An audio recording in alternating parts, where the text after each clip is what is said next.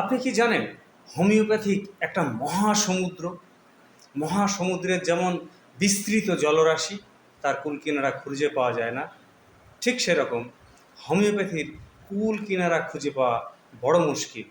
কারণ এত গভীরতা হোমিওপ্যাথিতে যে তার সঠিক এবং সঠিক নির্দিষ্ট ওষুধ সিলেকশন করা যথেষ্ট কঠিন কাজ। আপনি কি জানেন হোমিওপ্যাথিতে দুঃখের ওষুধ আছে? আপনি কি জানেন রাগ ক্রোধের ওষুধ আছে? আপনি কি জানেন হিংসার ওষুধ আছে? দুঃখের ওষুধ, ধরুন কোনো ব্যক্তি কথায় কথায় চোখের জল ফেলে, কথায় কথায় দুঃখ পায়, আঘাত লাগে মনে, কিচ্ছু না, 3টে ডোজ পালসেটিলা 200 3 দিন সকালে দিন, 10 দিন অপেক্ষা করুন, দেখবেন সেই ব্যক্তির পরিবর্তন এসে গেছে, কথায় কথায় আর কাঁদছে না।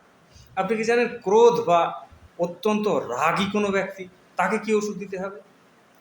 তার জন্য বেশ কতগুলো ওষুধ আছে, তার মধ্যে মুখ্যত নাক্সভম, হায়োসেমাস, ক্যামোমিলা, ল্যাকেসিস, এই ওষুধগুলো অত্যন্ত গুরুত্বপূর্ণ।